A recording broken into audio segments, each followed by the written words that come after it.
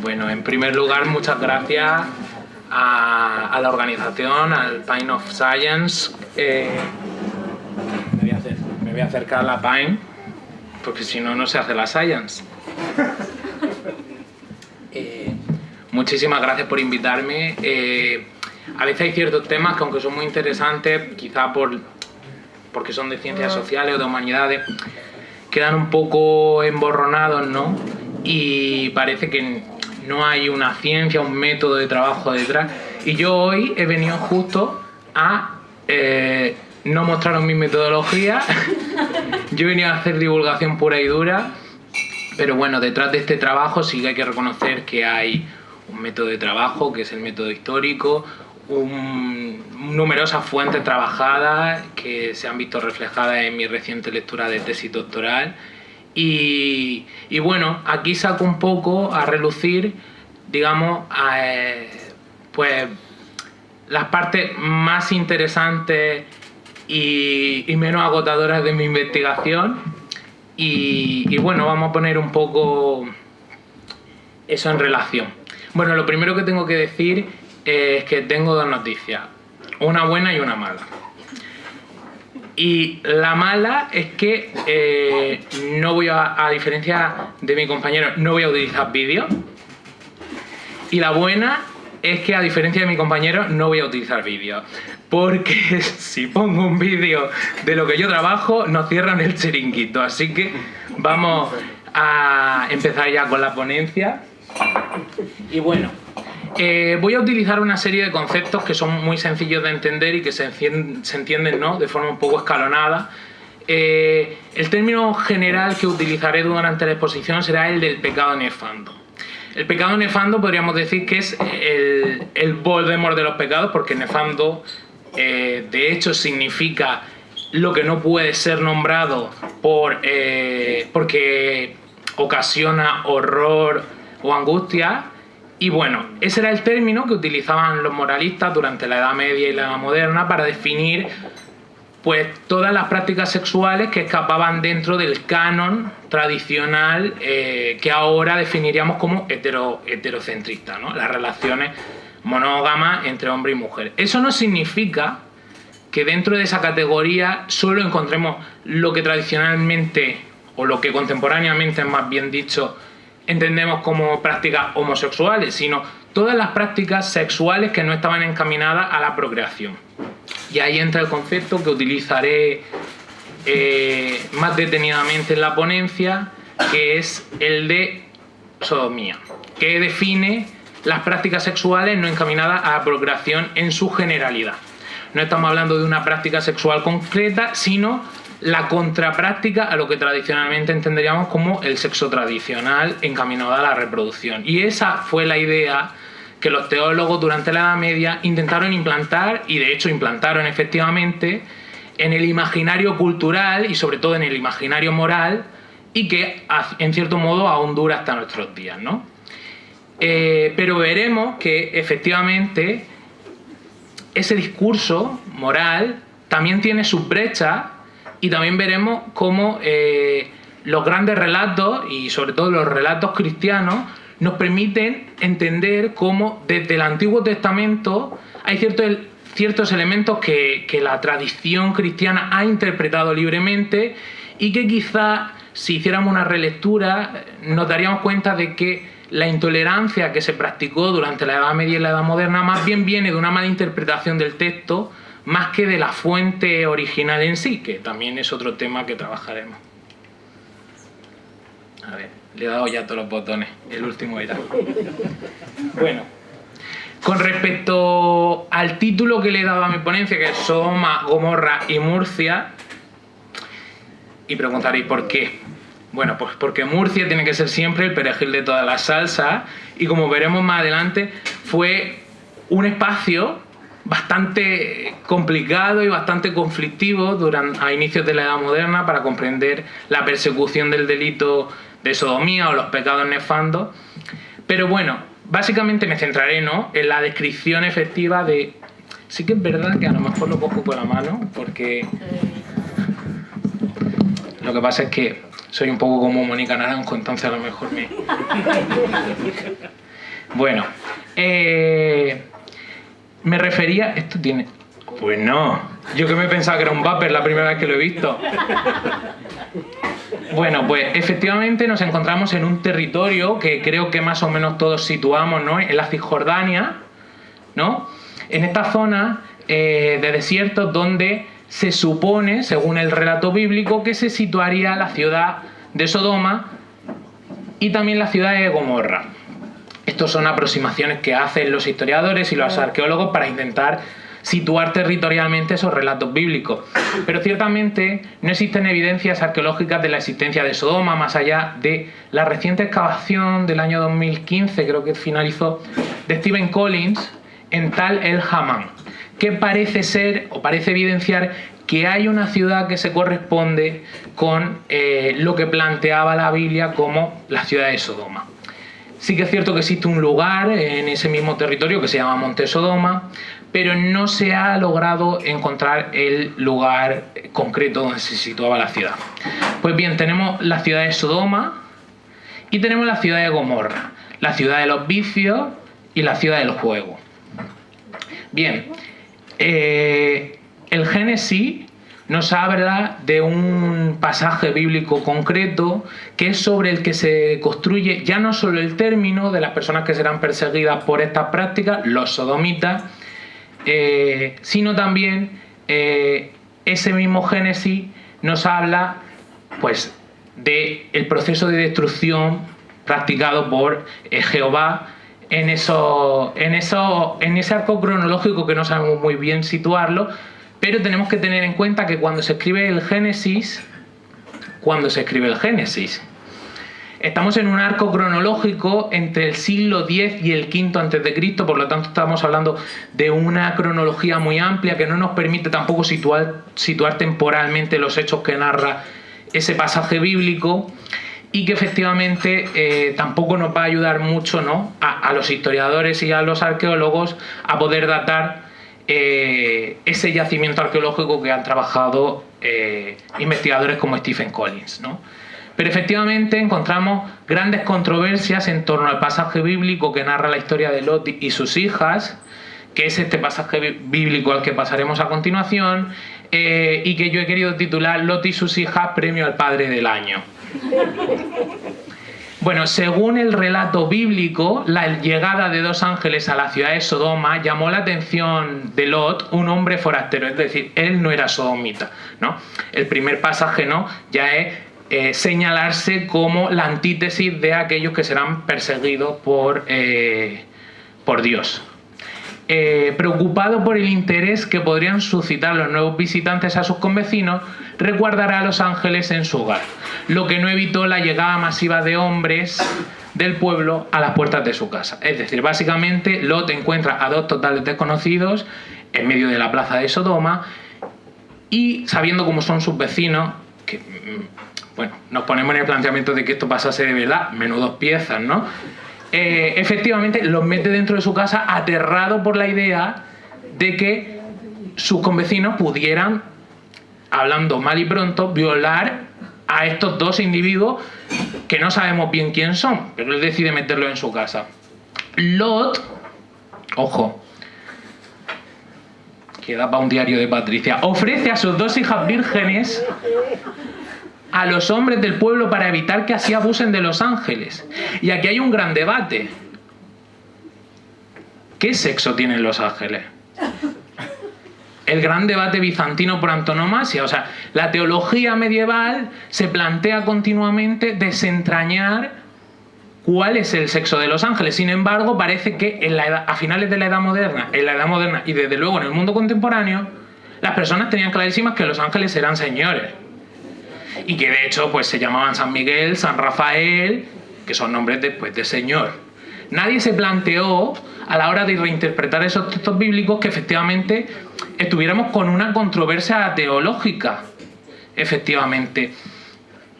Las palabras de Lot, y esto lo rescato de la Biblia Vulgata del siglo XVIII, de Filippo Scio, que fue el maestro en teología de Fernando VII, no le salió muy bien tampoco la jugada, son: no queráis, os ruego, hermanos míos, no queráis hacer tal maldad. Pero ¿cuál era la maldad?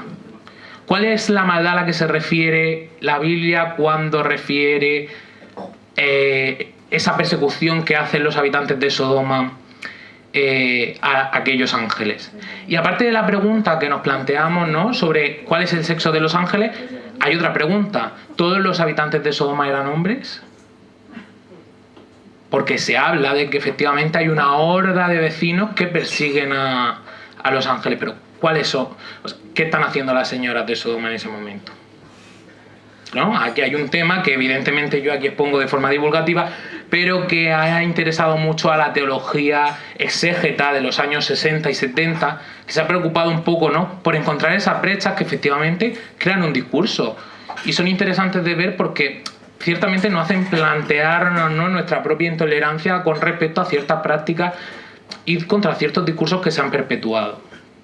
Felipe Schio, este autor del que os hablo, que es un autor del siglo XVIII, ya a finales del siglo XVIII, señala que lo que se está vulnerando no es tanto el hecho de que unos señores que son los sodomitas ataquen a otros señores, presumiblemente que son los ángeles, sino que son las leyes de hospitalidad las que se están vulnerando.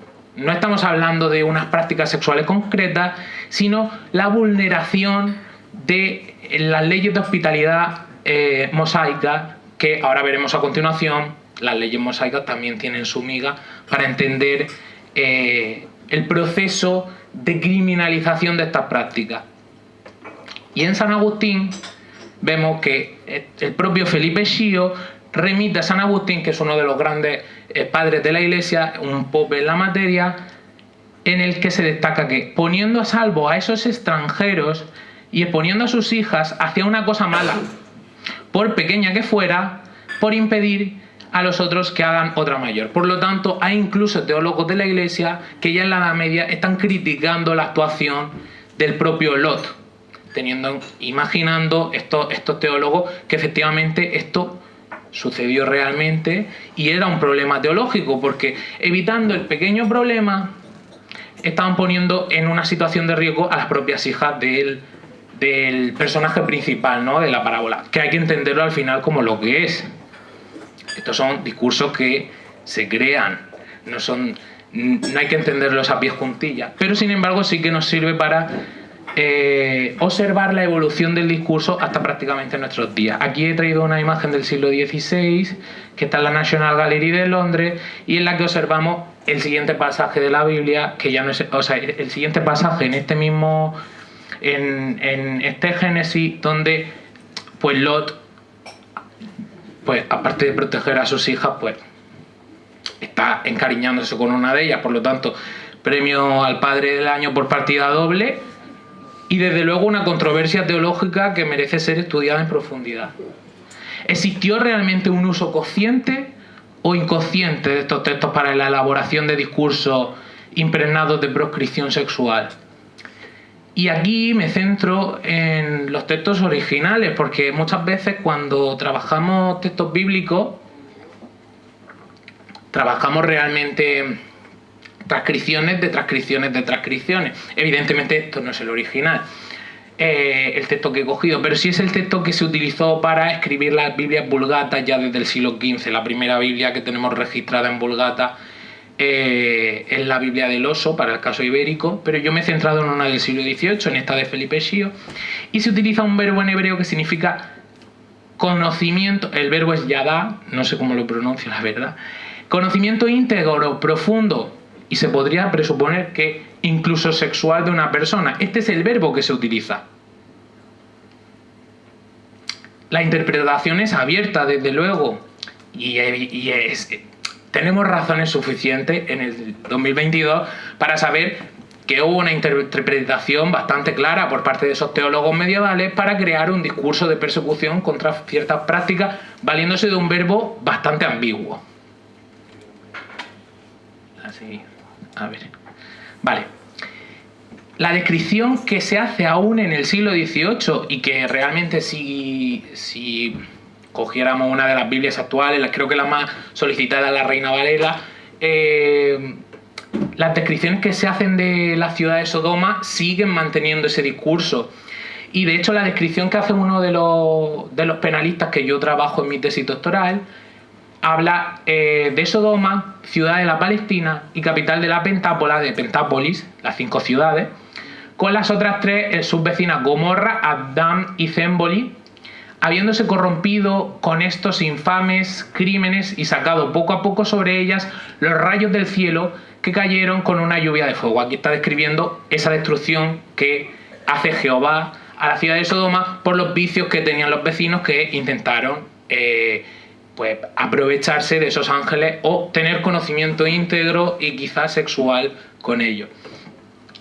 Las consumió, habla de la lluvia de fuego y dice, las consumió, y el betún de que la tierra estaba llena e inflamada, del mismo tiempo hizo mudar este país tan risueño, agradable y fértil, que en el Génesis se comparaba al paraíso terrestre.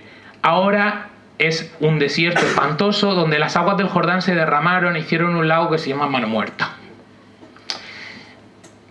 La interpretación que se puede dar de este pasaje es desolador, ¿no? Habla precisamente de cómo los vicios de los sodomitas han corrompido efectivamente ese territorio idílico y prácticamente un paraíso para convertirlo en un espacio horrible.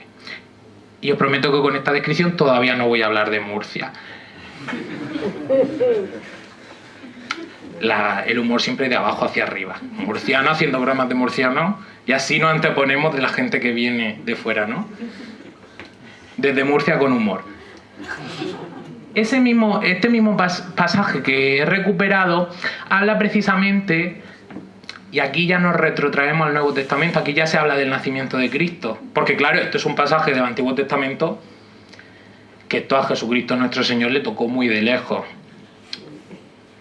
Entonces, los habitantes de Sodoma es un elemento histórico al que recurren los teólogos, pero a veces los teólogos no encuentran la manera de coser ese discurso del Antiguo Testamento con lo que ellos quieren explicar.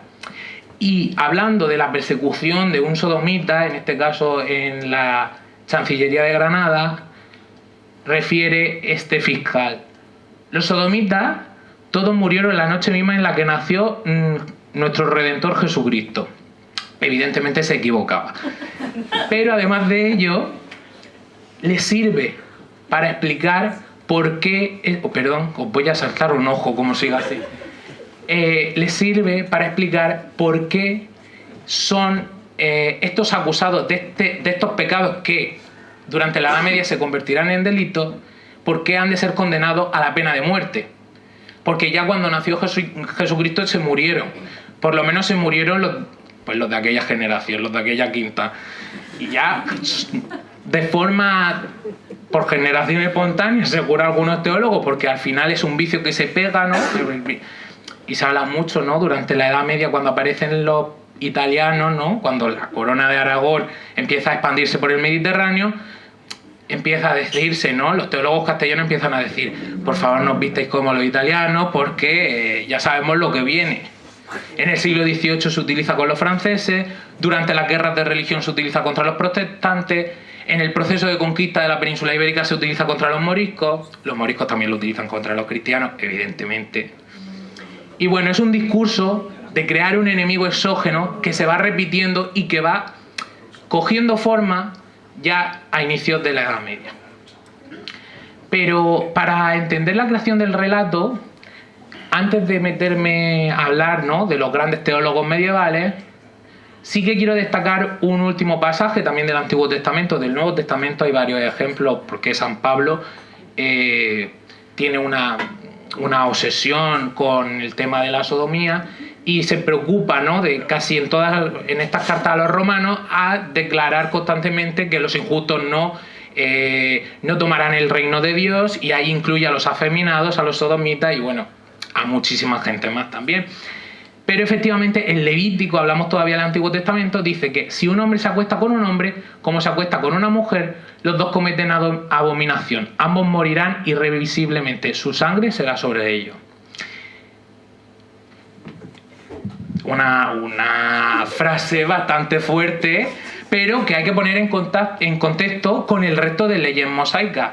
Y esto sí que lo traigo apuntado, porque claro, eran una lista tan larga de cosas que no le gustaban a las leyes mosaicas. Vale.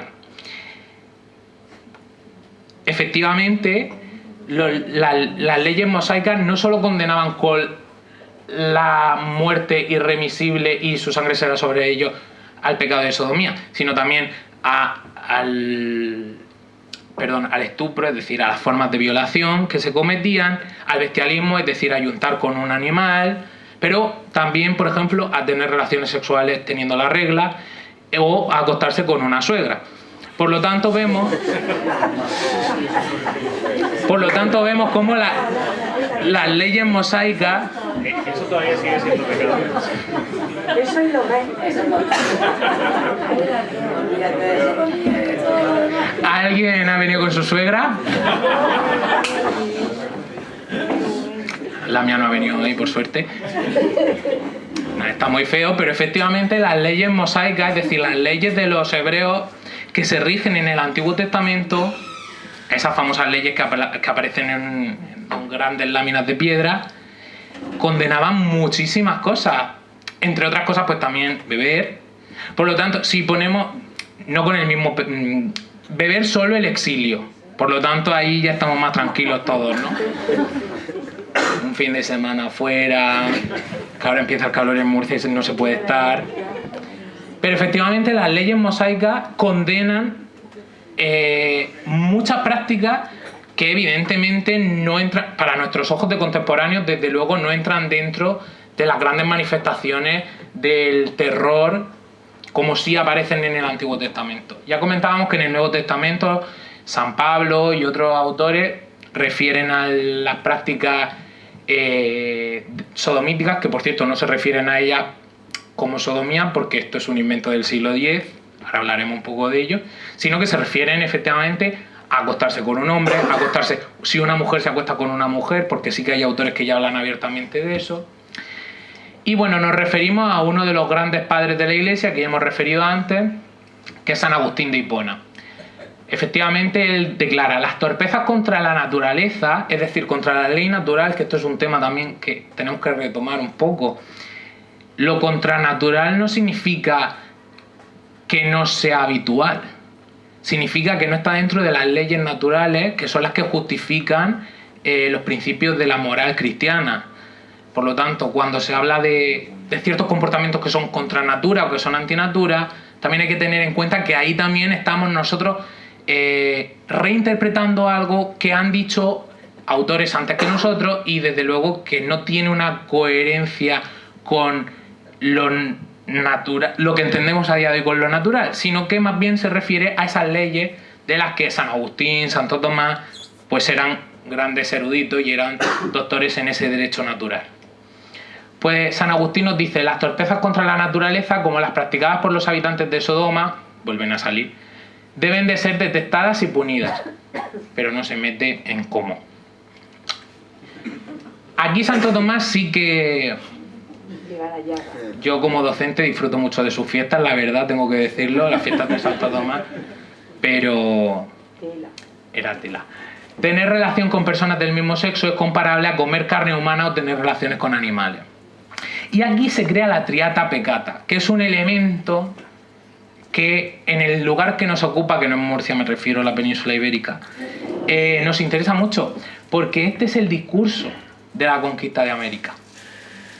Santo Tomás crea un artefacto conceptual que es los tres grandes pecados que por su gravedad más corrompen al ser humano por ser delitos de carne, pero al mismo tiempo son delitos contra la virtud.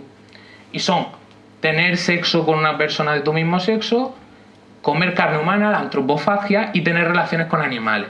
Este es el relato de conquista de América. Este es el relato con el que los castellanos llegan a América y comienzan una colonización justificada. Porque señalan a los que no son como ellos, a los americanos, a los habitantes, a los pueblos originarios, como lo más detestable dentro de la moral cristiana. Por lo tanto, vemos como Santo Tomás pues, no dio puntada sin hilo y ya pues sirvió a la moral cristiana para crear nuevos elementos de represión, ya no solo contra los sodomitas, sino también contra los habitantes exógenos, en este caso contra los habitantes de América, los pueblos originarios. Y San Bernardino, que quizás es menos conocido, señala: aquellos que han vivido el vicio de la sodomía sufrirán penas más graves en el infierno que los demás, pues es el vicio más grande que existe. Aquí hay que tomar, por ejemplo, a autores literarios, ¿no?, como Dante, que sitúa en el séptimo infierno a los sodomitas, incluso a su gran maestro lo sitúa en el séptimo infierno. Se ve que no aprobó en septiembre. Pero efectivamente Dante sitúa en el penúltimo, infierno a los sodomitas como los más grandes pecadores. Y bueno, si esto tenía un discurso teológico, veremos cómo desde la segunda mitad de la Edad Media, sobre todo durante el siglo XII y XIII, empieza a materializarse en unos corpus legales que persiguen activamente estas prácticas, ¿no? Ya no vemos solo una punición moral, sino también una punición legal. He querido incluir el Liber Judicorum del 654 después de Cristo porque fue el primer corpus normativo en el espacio ibérico. De aquí no podemos hablar ni de Castilla, ni de Aragón, ni de España. Esos conceptos que a veces son un poco volubles. Pero efectivamente en suelo ibérico es la primera normativa que trata el tema de la sodomía en la ley contra los masculorum concubitores, es decir, los señores que ayuntaban con otros señores. Para que no sepa latín, igual que Pines of Science pintas por la ciencia, pues igual. Las leyes mozárabes y el fuero juzgo fueron fueron los corpus morales que mantuvieron durante inicios de la Edad Moderna estos elementos coercitivos. Y ya fue en el periodo de Alfonso X donde toda esa amalgama de elementos morales y teológicos se intensifican y se consolidan con lo que el gran maestro Francisco Tomás de Valiente señala el binomio de pecado y delito, en el que se entiende que todo lo que es pecaminoso ha de ser delictivo al mismo tiempo, algo que siglos después John Locke negará al señalar que no todos los pecados tienen por qué ser delitos, pero desde luego todos los delitos son pecados. Entonces, centrándonos en las 7 partidas, en pleno siglo XIII, vemos como en su séptima partida, capítulo 21, señalada como los que facen pecado de luxuria contra natura, ya instaura las penas ordinarias de muerte por horca, sirviéndose efectivamente de esos relatos bíblicos. La primera ley de Alfonso X no habla de legislación, habla de Sodoma, porque es el mito fundacional de la represión contra estas prácticas.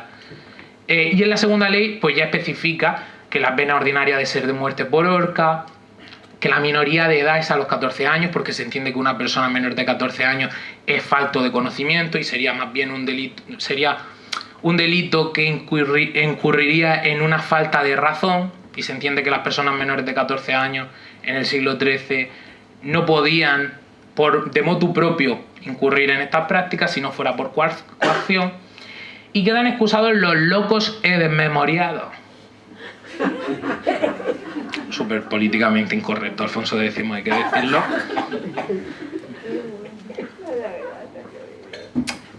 Como podréis imaginar, autodenominarse loco e desmemoriado fue una de las prácticas habituales por parte de los sodomitas para intentar eludir. Todavía hay mucho loco y desmemoriado. Este elemento se mantiene como derecho supletorio hasta el XIX en nuestro país. Y bueno, ahora hablaremos del siglo XIX porque es el peor siglo de la historia. El origen de todos nuestros males. Que efectivamente el siglo XIX hace un remiendo porque estaba feo de quitar la ley. Pero bueno, vamos a lo importante, a las dos grandes figuras de la modernidad española que fueron obviamente también los principales hostigadores de la persecución contra el pecado nefando.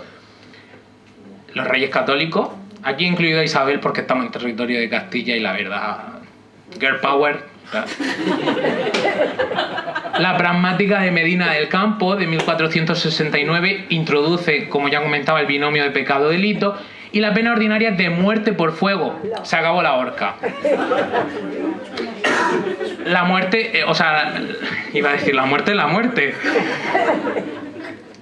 El fuego es un elemento purificador que se utiliza en diversas culturas, no solo en la cristiana católica, y es el elemento que sirve a los cristianos para resarcirse de los males. Por lo tanto, quemando al acusado, eliminan su pecado, pero además había que practicar esa quema en el sitio en el que hubieran cometido el delito. Es decir, ¿cuántas camas se quemarían, no? Pero efectivamente la muerte por fuego se instituye, y también el confisco de los bienes, que es una cosa muy de nuestra edad moderna. Ya empieza una administración, una burocracia, y había que confiscar bienes porque si no, pues el rey burócrata llamado Felipe II pues tenía que crear también un armazón económico. El confisco de los bienes, a mí personalmente como investigador, me ha regalado grandes sorpresas, ¿no? Porque igual me he encontrado suntuosos tesoros, ¿no? Había personas que tenían muchísimo poder adquisitivo y muchos bienes muebles, y después he encontrado causas en las que el pobre acusado llegaban los alcaldes del barrio a su casa, intentaban llevarse una mesa y decían: no, no la podéis llevar porque alquila. Y el pobre al final en confisco de bienes dejó unas tijeras. Entonces, el confisco de bienes también nos sirve, ¿no?, para entender las dinámicas socioeconómicas de los individuos acusados, pero lo más importante, a la monarquía le servía para enriquecerse y para ese programa de expansión territorial que se empieza a llevar a cabo muy especialmente cuando termina la conquista cristiana de la península ibérica, ¿no? Con la conquista de América y la expansión también mediterránea, o sea, la expansión europea, sobre todo en el periodo de Carlos I. La pragmática de Madrid, que es mucho más tardía, que es de Felipe II, mantiene la pena capital y realmente relaja los requerimientos de testificación. No encontramos grandes diferencias con respecto a la de los reyes católicos. Básicamente, en la pragmática de Felipe II se señala que cualquier persona puede ser testigo.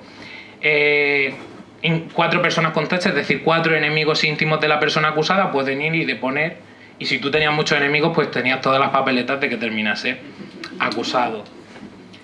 Bueno, y esta pragmática se mantiene en los decretos de nueva planta con Felipe V y en la novísima recopilación, que es de 1805. Por lo tanto, estamos hablando de que en los territorios hispánicos entramos al siglo XIX con una legislación que, puedo dar para atrás, ¿no?, se retrae al siglo XIII, porque realmente las pragmáticas de los reyes católicos y de Felipe II únicamente hacen que reforzar esas prácticas.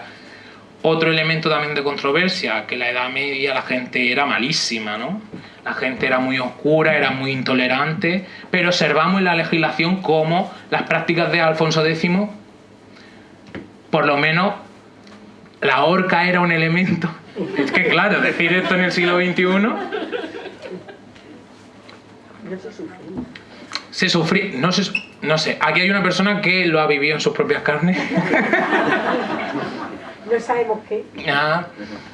La horca es un elemento, digamos, menos pernicioso que matar vivo a una persona quemándola, claro, hasta lo que tenemos entendido.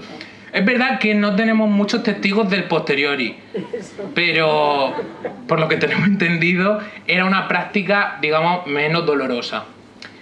De hecho, no es hasta con Carlos III que esa pena de muerte por fuego se convierte en una pena de muerte por fuego, pero pasándolo primero por la horca, porque bueno. Y con Fernando VII, el mejor, pasamos de la horca al garrote. Claro, porque hay un garrote noble. No fuera que los aristócratas vivieran en sus propias carnes lo mismo que los pobres. Entonces, garrote vil para los pobres, garrote noble para los ricos, pero bueno, se les seguía matando. En teoría. Ahora vamos a lo importante. Y bueno, ¿quién se encargaba de todo esto? Porque claro, tenemos una legislación que habla de la persecución del delito de sodomía desde prácticamente el siglo XIII. La partida de Alfonso X el Sabio nos habla de que se ha de perseguir el delito, de que toda la vecindad ha de incurrir en ello. Y claro, la mayor parte de nosotros, sobre todo, a ver, yo no, porque he hecho una tesis de esto, pero incluso yo cuando entré en la carrera universitaria pensé, bueno, este tipo de delitos serán perseguidos ¿por quién? por la Inquisición, ¿no? Que es la que forma parte de nuestro imaginario cultural en la persecución de las prácticas sexuales, morales. Era la que perseguía a las brujas, era la que perseguía a los sodomitas, era la que perseguía a los moriscos, era la que perseguía a los judíos. Pues no. Se ha creado un relato, no sé de dónde, que señala la Inquisición, ¿no?, como la gran persecutora de los delitos contra la moral. Pero ¿es que acaso la monarquía española a inicios de la Edad Moderna no estaba preocupada por la moral? Entonces, la situación que encontramos en la península ibérica es bastante particular porque estamos en un momento ya de unificación dinástica, no podemos hablar propiamente dicho de España, pero hay una idea cultural, ¿no?, de España. Y tenemos dos sistemas judiciales totalmente diferentes, el de la Corona de Aragón y el de la Corona de Castilla. ¿Qué sucede aquí? Ahora sale en Murcia, ya veréis. Que a través del breve de Clemente VII, aquí he incluido a Jude Law, porque... ¿por qué no? El breve de Clemente VII de 1524, claro, porque tenía imágenes muy chulas de la Inquisición y de Lola Flor haciendo de Isabel la Católica, que está genial, pero no tenía una imagen de Clemente VII. Y las imágenes reales de Clemente VII pues tampoco dicen mucho de Clemente VII, porque es una imagen de inicios del siglo XVI, muy retocada, ¿no? Entonces, bueno, pues Jude, que siempre decora. El breve de Clemente VII... del Papa Clemente VII señala un cisma como no se había vivido antes por parte de las instituciones castellanas y aragonesas. Los reyes católicos sudando tinta, como estoy yo esta noche, para intentar unificar los territorios, y Clemente VII dice, bueno, pero judicialmente no. Judicialmente vamos a tener una Inquisición en la Corona de Aragón que va a perseguir los delitos de sodomía y todas las prácticas, los delitos de lujuria, los denominados delitos de lujuria, y después vamos a tener en Castilla a una justicia regia encarnada en las reales chancillerías, las reales audiencias y los corregimientos, que va a perseguir esas mismas prácticas. Lo que en teoría parecía fácil, pero en la práctica era un lío porque realmente la gente no sabía muy bien dónde vivía. Eso, las delimitaciones territoriales, es algo que, bueno, que Javier de Burgos hizo lo que pudo, ¿no?, en el siglo XIX. Nos quitaron Albacete incluso hace poco, o sea, ¿qué quiero decir? La gente no sabía dónde vivía. Y el caso de Murcia es bastante particular porque tenemos Orihuelica del Señor aquí al lado, que pertenece a la Corona de Aragón, por lo tanto había tránsfugas constantes de un territorio a otro. Y aquí entra Murcia. Murcia, inicios del siglo XVI. En una fría mañana de diciembre, entiendo yo que sería fría porque era diciembre, aparece la puerta de la Catedral de Murcia, que no es la puerta de ahora, porque esa fachada es de después, pero bueno, hacer una idea. Aparece la portada de la catedral, la puerta de la Catedral de Murcia, llena de panfletos, de pasquines, que hablan abiertamente de que Murcia es una ciudad plagada de sodomitas. Mira qué contento se pone aquello. ¿Ves cómo los sodomitas no se habían muerto? Estaban todos aquí. Efectivamente, esto no le sienta bien a muchísima gente. Bueno, yo creo que a nadie. En el siglo XVI la verdad es que... Ojo. Entonces, aparece la puerta de la Catedral de Murcia llena de pasquines señalando a los habitantes de la ciudad de Murcia como sodomitas. Venga, ¿alguien se atreve a leerlo? Miguel, tú tienes formación en esto, ¿eh? Ya, pero me veo con los pelos. Bueno, os lo he traído desmenuzado. Bueno, los familiares del Santo Oficio, es decir, no fueron otros que los inquisidores, acusaban a la población de la ciudad y del obispado, por tanto a todos los habitantes del reino de Murcia, que si había algún cartagenero que se pensaba que se iba a librar, pues no. Así eclesiásticos como seglares, es decir, daba igual que uno fuera cura que fuera laico, de practicar el pecado de sodomía muchas y diversas veces, con distintas personas, pero además en diversos lugares. Eso es básicamente lo que aparece, os lo he maquillado un poco, pero eso es básicamente lo que aparecía en esos pasquines, ¿no? La carta monitoria requería a la comunidad, su pena de excomunión, que denunciaran públicamente en un plazo de 20 días ante el Tribunal Inquisitorial de Murcia a aquellas personas que cometieran tan grave pecado. Bueno, un poco la purga, ¿no? Pero del siglo XVI. Y efectivamente el Concejo de Murcia se cabrea bastante, pero no porque hayan llamado a todos los habitantes de la ciudad de Murcia sodomitas, sino porque le están quitando competencia. Entonces hay una infamia y un escándalo provocado sobre la ciudad por parte de los inquisidores, pero sobre todo lo que hay es unos malos usos por el tribunal eclesiástico que estaba haciendo parte estaba utilizando, ¿no? por acción de parte, un poder que no le correspondía, porque los inquisidores aquí no debían de perseguir las prácticas de sodomía, de hecho ni aquí ni en ningún sitio, porque el breve es posterior. Y se solicita castigar y punir a Pedro Vivar y Pedro de Fría como personas que han ejercido e usado de ajena jurisdicción y han ofendido e injuriado a esta dicha ciudad, sin tener causa ni razón alguna. Claro, esto llega a manos de Juana I de Castilla, que evidentemente pues no escribe ella, ni tampoco su padre, que es el que se supone que está en la agencia del poder de Juana, que es la legítima reina, que se diga, porque Juana la loca, bueno, en fin, un poquito de misoginia. Fernando II, su padre, que no era el rey legítimo de Castilla, manda una carta monitoria también el 30 de diciembre de 1905 al deán y al cabildo de la iglesia de Cartagena, que es muy larga, pero yo he destacado una frase que me ha hecho mucha gracia: soy maravillado de vosotros. Porque el hombre no se esperaba que realmente sus súbditos estuvieran incumpliendo lo que 20 años antes le había escrito con su mujer, esa pragmática de Medina del Campo, que decía específicamente que tenían que ser los consejos, las reales audiencias y las reales chancillerías los que perseguían ese delito, y que la Inquisición no debía de meter mano en esos asuntos. Por lo tanto, nos encontramos con una situación de conflicto que se alargará durante toda la Edad Moderna, como comentábamos antes, transfugismo, Orihuela, Murcia, para según qué delitos, que a lo mejor te salía más barata la multa en Orihuela, pues allí que te iba. Y desde luego estas prácticas, pues lo mejor era huir, porque tanto la Inquisición como la justicia regia eran bastante duros, ¿no? Pero sí que hay un relato historiográfico que tiene que ser desmentido definitivamente. Y aquí me pongo serio porque saco las conclusiones de mi tesis, ¿no? Tenemos un relato historiográfico construido en torno a la persecución de las prácticas nefandas del delito de sodomía, concretamente, que ha señalizado primero a la Inquisición como principal instigadora, cuestión que se ha visto totalmente desmentida, ¿no?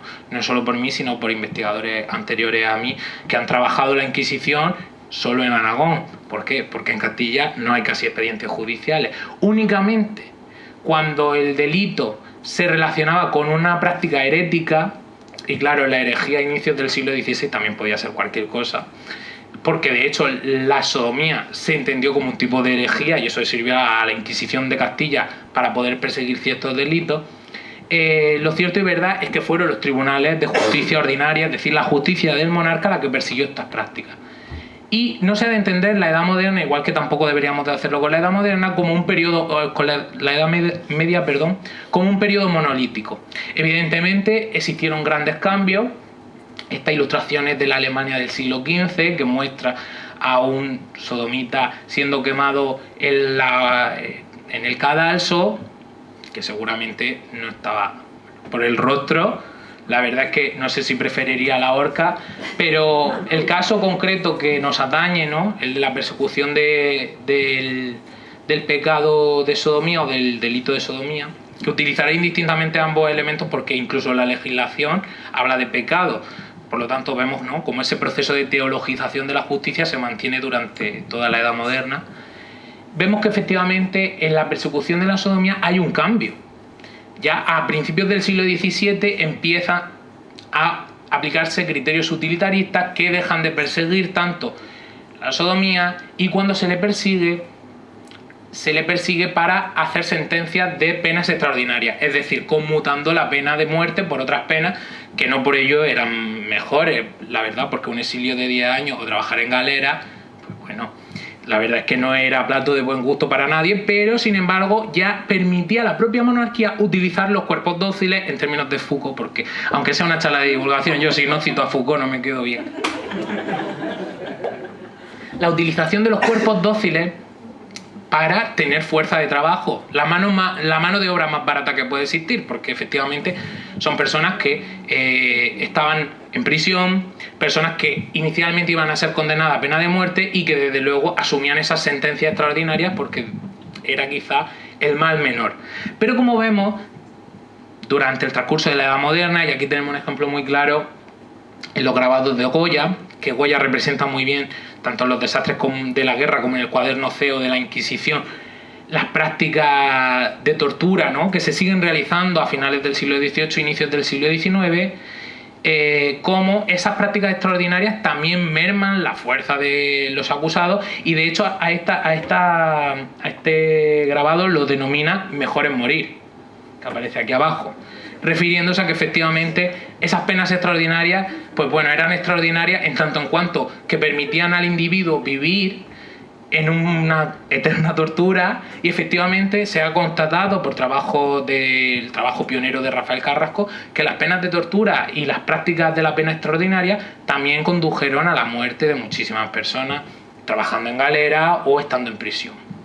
Por lo tanto, vemos cómo la persecución de estas prácticas se alarga, pero va cambiando la forma en la que los jueces van persiguiéndola.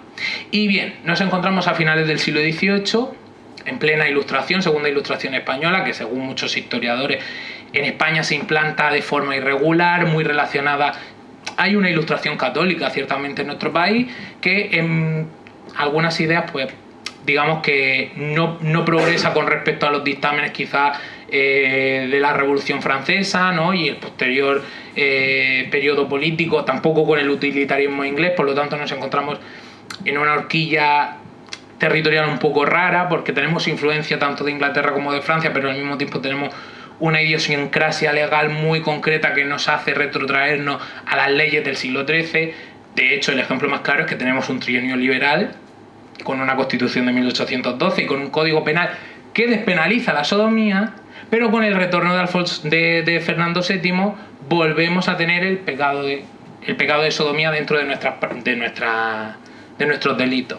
Por lo tanto, vemos como incluso los códigos penales del siglo XIX hacen que desaparezca el delito, pero no observamos una continuidad en la no persecución del delito, porque como tenemos tantos periodos absolutistas, es muy difícil rastrear esos pequeños desiertos de libertad, entendiéndolo en términos de progresismo legal, desde luego, que ocurren en el XIX español. Por lo tanto, tenemos un siglo XIX en el que no es prácticamente hasta la Revolución Gloriosa cuando se despenaliza el pecado de sodomía. Ya estamos en las puertas del siglo XX.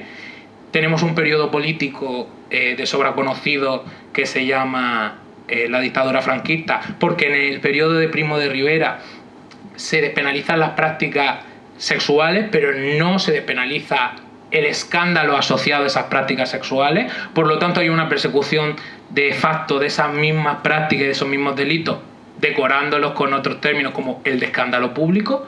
Y tenemos una ley de peligrosidad social, primero de vagos y maleantes, después de peligrosidad social, que nos trae a una España en la que hasta 1993 hay personas en la cárcel por su orientación sexual. Entonces, la pregunta, que a lo mejor yo he intentado hacer esto divertido y dinámico, es ¿hacia dónde vamos?, ¿no? Ahora que nos toca como sociedad. Yo aquí he traído unas pinceladas sobre la persecución de ciertas prácticas sexuales con las que podemos o no podemos sentirnos identificados, podemos o no podemos sentirnos parte. Hay grandes relatos historiográficos, ¿no?, que hablan sobre la construcción identitaria de la homosexualidad como constructo, que empieza a hablarse ya en el siglo XIX. Podemos o no podemos sentirnos identificados con esto, podemos hacer genealogía o podemos no hacerla, pero ¿realmente estamos construyendo una sociedad tolerante a día de hoy? Desde luego las instituciones parece que están de la parte de la tolerancia, ¿no? Tenemos una constitución que ampara a todos los españoles por el hecho de serlo, tenemos un artículo 14 de la Constitución española que habla de que no hay que discriminar a los españoles por ningún aspecto de su identidad, sea religioso, sea de orientación sexual, de identidad de género también. Pero ¿qué sociedad estamos construyendo? Y para terminar, y quizás rompe un poco, ¿no?, con la armonía jovial, ¿no?, que he traído un poco con esta presentación, intentaba hacer la dinámica, traigo ejemplos de noticias solo del 2017 hasta hoy, y solo en la región de Murcia, la mayoría en la ciudad de Murcia. Un ginecólogo de Murcia diagnostica como enfermedad la homosexualidad de una paciente que acudió a su consulta. Denuncian una agresión homófoba en Murcia. Las víctimas, 3 jóvenes, entre ellos un artista travesti, fueron atendidos el pasado jueves. Un joven denuncia una agresión homófoba en Cabeza de Torres. Menudas pintas lleva. Aquí he ocultado los nombres, pero sabéis perfectamente de quién hablo. Cierta política de la región de Murcia criticó a un concejal de cierto partido que aparece aquí. Es que cuando lo he visto he dicho, pero bueno, yo poniendo cuadraditos por todos lados. A uno de los concejales de su partido diciendo que si se había casado con un hombre, mejor que se fuera a la playa a hacer un rito budista, pero que no lo llame matrimonio. Esto hace 4 días, no estamos hablando de las peras y las manzanas de Ana Botella. Un joven de Murcia que denunció a su madre por agresión homófoba ha vuelto a sufrir una agresión, ahora de su tío y del marido de su tía, de su madre. Agresión neonazi durante la manifestación del orgullo LGTBI en Murcia, porque el delegado de la región de Murcia no prohibió la manifestación neonazi. El registro civil de Murcia exige un certificado a una clínica de fertilidad a 2 mujeres para inscribir a su hijo. Y una encuesta y un centro de atención sin presupuesto, 1 año de actividad del Observatorio LGTBI de la región de Murcia. Un observatorio que no tiene financiación. Y nada, lo siento mucho, pero aquí estamos. Muchísimas gracias.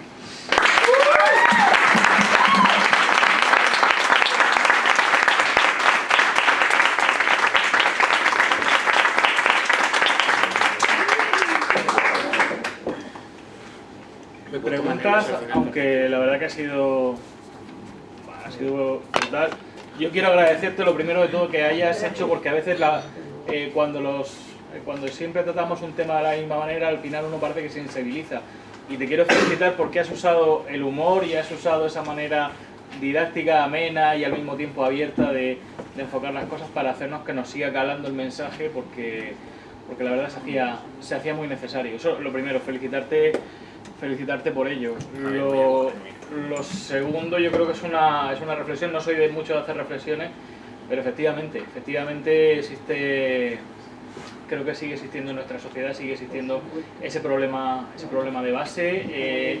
No lo estamos enfocando nada bien, ni a nivel administraciones, ni a nivel cultura, educación, de ninguna de las maneras, y al final esto depende un poquito, al final sigue estando en los espacios pequeños, en las familias, en los entornos, que es donde tú lo has mostrado, problemas familiares, problemas de agresiones y demás, y creo que hace falta que toda la comunidad, y cuando digo no la comunidad, sino la comunidad de personas, estemos luchando unidos por ese tema, y dejarnos de ideología, dejarnos de la marca del altavoz, dejarnos de muchas cosas, y simplemente seamos de izquierda, de derecha, de centro, de arriba o de abajo, estemos pensando en lo mismo, en tolerancia, tolerancia y tolerancia. Esa es mi reflexión, y ya termino y dejo preguntas.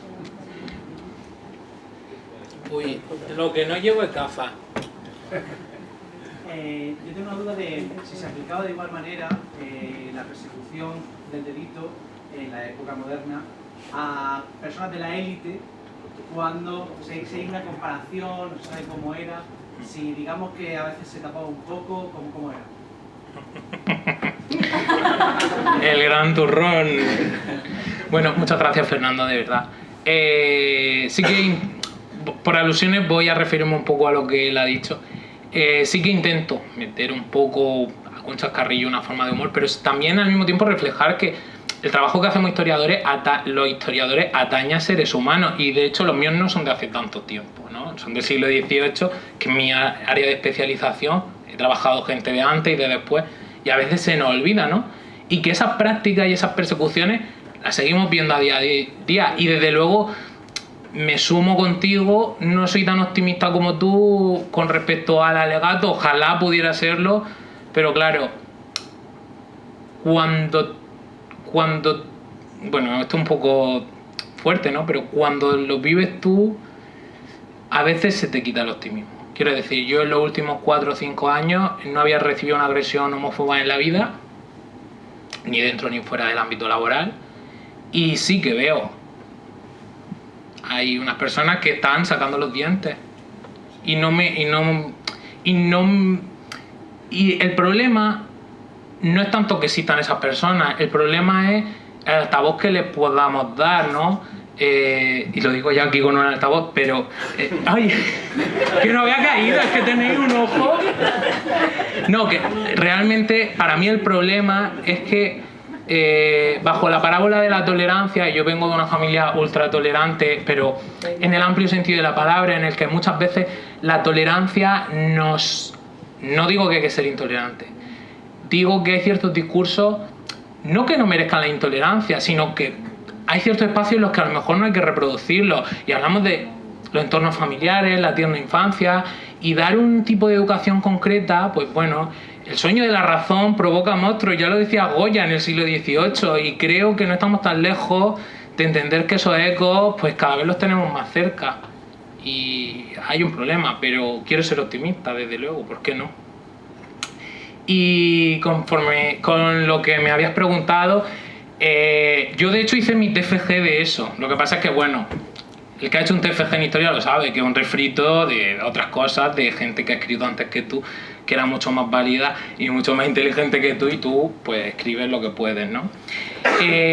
Bueno, realmente la pragmática de los Reyes Católicos ya especifica que es un delito que roba la raza, que roba la nobleza, que envilece el alma y que el corazón se acobarda, y habla específicamente de que es la nobleza la que se pierde. Habla de esto para evitar problemas del mayorazgo, ¿no? Pues aquí nos meteríamos en un debate historiográfico sobre la tenencia de bienes en la Edad Moderna y cómo las clases pudientes van manteniendo un poder, y en el que hay un problema en el que el primogénito varón es acusado de sodomía, porque efectivamente pues todo ese mayorazgo, ¿no? Toda esa tenencia de bienes pues queda en entredicho, porque se supone que se pierde la nobleza y por lo tanto también se perdería el mayorazgo, ¿no? Entonces, sí son perseguidos, muy pocas causas se culminan, la justicia ordinaria es bastante más permisiva con los nobles que la Inquisición. Es decir, conocemos más casos de nobles en la Corona de Aragón, como el maestre de la Orden de Montesa, que es juzgado por la Inquisición y no por la justicia ordinaria. La justicia ordinaria hace la vista más gorda, entre otras cosas porque la justicia ordinaria, ¿de qué se compone, no? ¿Quiénes son los cargos que componen a la justicia ordinaria? Segundones de familias nobles. Entonces ahí estamos con un problema, que es que no encontramos casi causas de nobles, lo que no significa que los nobles practicasen la sodomía. De hecho, es uno de los grandes relatos en el Renacimiento, que son los nobles, que son las élites de poder, las que realmente practican más este tipo de prácticas. Valga la redundancia, pero no sé si me he explicado. Dime. ¿Y las diferencias entre sexos? Bueno, aquí, ahora. O sea, los delitos nefandos, el delito de sodomía es de hombre con hombre, de mujer con mujer y de hombre con mujer en vaso indebido. Ese es un... No voy a explicar lo que es. En vaso indebido, es decir, en el vaso en el que no se procrea. Hay varios vasos en el cuerpo humano, también os lo digo, ¿no? Porque también sí, no. Hablando en puridad, muchos teólogos se preocupan por el sexo oral porque no entienden en qué categoría recogerlo. Claro, porque no se procrea. Y realmente el gran problema de Marra para los teólogos de la Edad Media y de inicios de la Edad Moderna es la economía de la creación. Son sociedades que se preocupan mucho por la reproducción humana, porque de hecho son las que expanden a las naciones y crean grandes ejércitos para combatir militarmente, ¿no? Entonces, expandiendo sobre la pregunta, entonces se ejercían muchas sospechas sobre las personas que no llegaban al matrimonio. Hombre, tanto es así que incluso gente que estaba casada por manera, ¿no? Pluma, podríamos decir en términos contemporáneos, ya hemos creado grandes relatos historiográficos. El ejemplo más claro es Enrique IV, el impotente. Bueno, el impotente.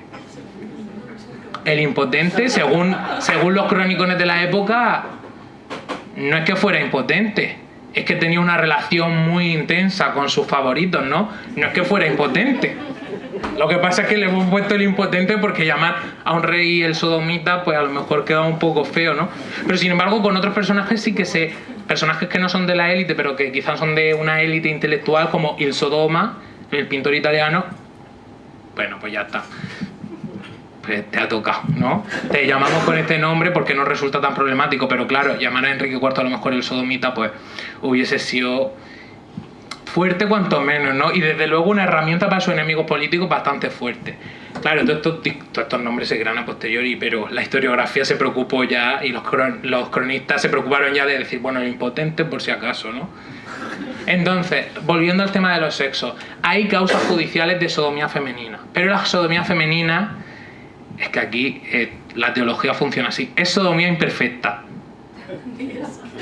Mi directora de tesis siempre dice, hasta para cometer delitos somos imperfectas, nunca llegamos al 100%. Pues efectivamente también hay ahí un regusto particular por el cual la sodomía entre hombres es perfecta. Claro, son términos que tú los dices a día de hoy. Y la sodomía femenina es imperfecta porque no hay ninguna forma de caminar a la procreación entre dos mujeres. Entre dos hombres tampoco. Pero no hay...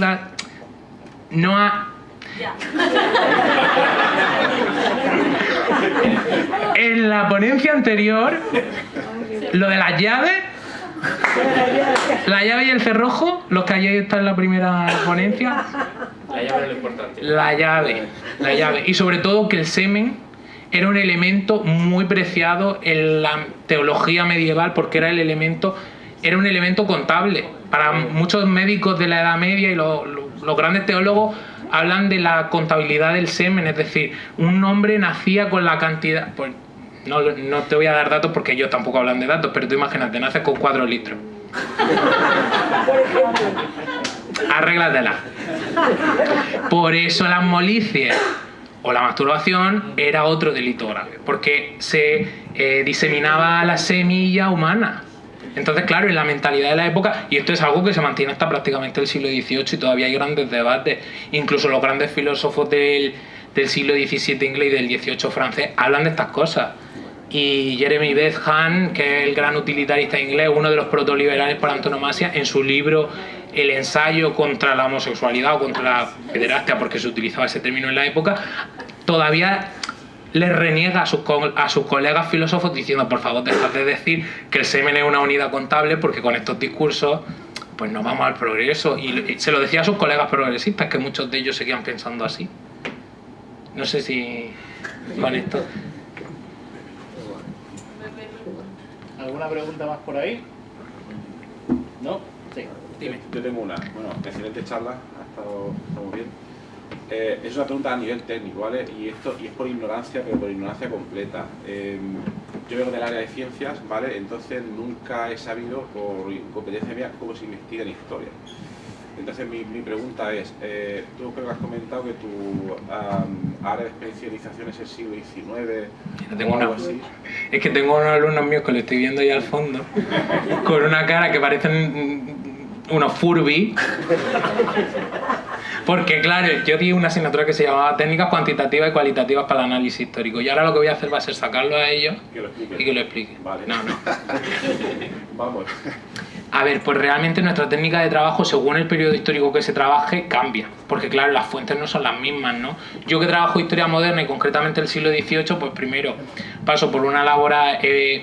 Voy a intentar evitar pues todos estos tecnicismos que hay que poner en la metodología de la tesis doctoral, ¿no? Iba a decir, mi fase heurística. Bueno, primero hay una recopilación documental de fuentes secundarias, que es el trabajo que han hecho otros antes que nosotros, que eso es afín y común, ¿no? A todos los métodos científicos, métodos que se basen en este que nos denominamos, que después también es otro tema. ¿Es la historia una ciencia? Ojo. Yo no soy muy partidario, pero bueno, cada cual. Pero sí tenemos un método de trabajo que es el histórico y eso, nuestra primera fase es la fuente secundaria, es decir, fuente de trabajo, bibliografía básicamente. Ahí recopilamos información previa para compararla, para contrastarla. Evidentemente ahí encontramos también filones de trabajo archivístico. Y después de criticar esa fuente secundaria, vamos a sacar lo importante, digamos, los grandes temas, ¿no?, que trabaja la historiografía, vemos cuáles son las lagunas y sobre lo que hay que trabajar. En mi caso concreto me di cuenta de que el caso castellano estaba prácticamente no estudiado, era la Inquisición en la Corona de Aragón la que había sido más estudiada, y sobre todo un arco cronológico concreto, porque la historia, bueno, la ciencia también, porque todos somos ciertamente subjetivos, pero la historia funciona mucho con moda, ¿no? Hay modas historiográficas, ¿no? Y si en los años 80 estuvo muy de moda la historia de la Inquisición porque veníamos de una dictadura franquista y de repente se abrieron los archivos inquisitoriales que durante 40 años estuvieron encerrados y la gente se volvió loca escribiendo en los años 80 sobre Inquisición. En los 90 se trabajaron cuestiones de historia económica, cada periodo histórico, igual que ahora, por ejemplo, hay mucho interés por la historia climática, por la historia médica y la historia de la epidemia, por razones evidentes. Entonces, bueno, vemos esos vacíos historiográficos y trabajamos sobre ellos. Yo particularmente hago labor archivística, es decir, yo lo que hago esencialmente es mirar cuadros de clasificación de archivos, ver qué documentación hay en cada archivo que a mí me interese, previamente, porque las fuentes secundarias ya he visto un poco por dónde tirar, ¿no? Es un poco trabajo de Sherlock Holmes, voy buscando pruebas, ¿no? Y efectivamente digo, bueno, pues tengo que irme a Valladolid porque la Real Audiencia de Valladolid, o la Real Chancillería en este caso de Valladolid, hay una serie de fuentes que me interesan. Llego allá a ese archivo y a lo mejor no está lo que yo busco. Entonces me he pegado un viaje de 8 horas. He llegado a una ciudad, me pago un hotel 4 días y de repente veo que no hay nada que me interese porque los cuadros de clasificación, pues, de los archivos muchas veces pues nos perjudican a los trabajadores. Pero te has accedido ahí, digamos, a los datos en bruto. No claro. A esas fuentes secundarias como estabas comentando, claro, porque pueden estar tergiversadas, ¿no? Yo hablaba... entonces, lo que yo, claro, efectivamente, con el tipo de fuente de carácter judicial, he acudido a los archivos de las antiguas instituciones penitenciarias, de los grandes tribunales de justicia, ¿no? Y ahí he encontrado los expedientes judiciales en los que he encontrado pues cosas muy rocambolescas, porque realmente la ciencia archivística surge en el siglo XIX, el peor siglo de la historia, en el que hay mucho pudor. Y cuando se transcriben esos documentos, se elude, si son temas polémicos, para mí no lo son, pero si son temas polémicos como este que estoy yo trabajando, intentan utilizar otras terminologías. Entonces, lo que hay que hacer es un barrido de diferentes tribunales para encontrar esos expedientes. Yo trabajo en archivo, podría decir que han sido casi 2 años de mi tesis doctoral, solo de archivo, para encontrar quizás 103 expedientes judiciales para el siglo XVIII. Claro, que esa parte, tú estabas comentando, claro, por sintetizar, imagino que estaba yendo a las conclusiones principales, pero como no estaba viendo la metodología aquí detrás, porque tampoco claro, nada por el técnico, pues me estaba preguntando cómo yo había llegado a estas conclusiones de decir, bueno, es que el arbitrio, es que los jueces ya en el siglo XVIII eran súper tolerantes y la pena extraordinaria. No, efectivamente, yo he realizado un análisis exhaustivo, bastante exhaustivo, de expedientes judiciales que se puedan alargar, estamos hablando de 300, 400 folios, como si encontramos un expediente judicial de larga duración actual, pero con la diferencia de que está escrito en esa letra enrevesadísima y merece muchísimo tiempo. Sí que es verdad que los tipos documentales que yo trabajo repiten una estructura bastante habitual, porque estamos hablando de documentación administrativa, es decir, sota, caballo y rey, ¿no? Aparece un auto, la cabeza del auto judicial en el que explica de qué va, después la comparecencia, la búsqueda del acusado o de la acusada, la comparecencia del mismo, los testimonios de los mismos, aparecen las cuestiones, los cuestionarios, digamos, normalizados de las preguntas que se van a hacer a todos los testigos, porque la justicia del antiguo régimen, no por ser del antiguo régimen, no estaba preestablecida y reglada. Son las mismas preguntas que se hacen a todos los testigos, con independencia de qué parte vengan, si vienen de parte de la defensa o del acusado. Entonces hay un trabajo que parte de la historia crítica del derecho, que parte de la investigación en historia social, ¿no? Porque ya no solo me interesa el tipo documental, me interesa lo que explica detrás, ¿no? Vale, y una última pregunta, no sé si tiempo. Sí, bueno. Tú has comentado, por lo que entiendo, que es algo que tú estás haciendo a mano, ¿no? Tú coges toda esa documentación, te la lees y tal. Mi pregunta es, no sé si en estos contextos se están aplicando las últimas, yo que soy muy tecnológico, las últimas tecnologías de análisis del Big Data, inteligencia artificial, para de una manera más o menos automática. Eso sería increíble, porque los humanos tenemos nuestras limitaciones, ¿no? Totalmente. Y ese barrido que estás comentando, Totalmente. no sé si podemos dar. Sí, porque de hecho, mira, por ejemplo, nosotros tenemos una herramienta muy buena, entre comillas, ¿no? Los historiadores, que es PARES, que es el portal de archivos españoles, donde se ha digitalizado, según el gobierno de España, la mayor cantidad de documentación de todo el mundo. Es un 3% de nuestra documentación histórica. Claro, pero te sirve para quitarte una espinita. Pero después, a la hora de la verdad, y eso todo tiene digitalizada toda la documentación, aparece su descripción. La descripción a veces puede ser más o menos precisa, muchas veces no es precisa y hay que leérselo. Pero bueno, esa parte de la digitalización, muchos documentos ya la tienen. ¿Qué pasa? El tipo gráfico. Cada escribano tiene un tipo gráfico concreto, con un ductus muy particular. El ductus es la forma, ¿no?, en la que se escribe cada letra, y eso hace muy difícil. Claro, es que no estamos hablando de grafías del siglo. Es que, por favor, no, es que hay que verlo esto. Claro, es muy difícil que ojalá, por favor, poneros a ello. No pongáis porque ya he estado yo 4 años y medio trabajando en un archivo. Cuando yo empecé la tesis casi no llevaba las gafas y ahora pues no veo. Claro, nos quedamos sin trabajo. No nos quedamos sin trabajo porque le damos mucha vuelta a las cosas, pero pero evidentemente por el ductus y el tipo gráfico creo que es muy difícil que se puedan aplicar este tipo. Yo alguna vez lo he utilizado. Yo no soy muy amigo de este tipo de cosas, tengo que decirlo, porque se me dan fatal y a veces se me olvidan cómo funcionan cuando ya he empezado a utilizarlas, ¿no? Entonces tengo yo ahí, si ya con Zotero estoy... ¿Y a nivel computacional no se podría hacer algo para...? Yo he oído que se hacen cosas, pero he oído así lejano, pero bueno, no sé. Yo sí sé, vamos, por lo que tengo entendido, con grafías contemporáneas sí sé que se hace. Y se hace, vamos, sin ir más lejos, los traductores de Google ahora mismo funcionan que con una fotografía, incluso en bolígrafo escrito con una letra un poco fea, te lo pillan más o menos. Pero claro, es que aquí estamos con un tipo gráfico que es totalmente diferente. Vamos, me podría poner a hacer una clase de paleografía, tampoco es que me acuerde yo mucho, pero claro, es que es un tipo gráfico, o sea, las letras en sí mismas ya son no totalmente, pero parcialmente diferentes a cómo entendemos el abecedario latino actualmente. Muchas gracias. Mi madre decía que si estudiaba árabe al principio. Bueno, un aplauso por favor.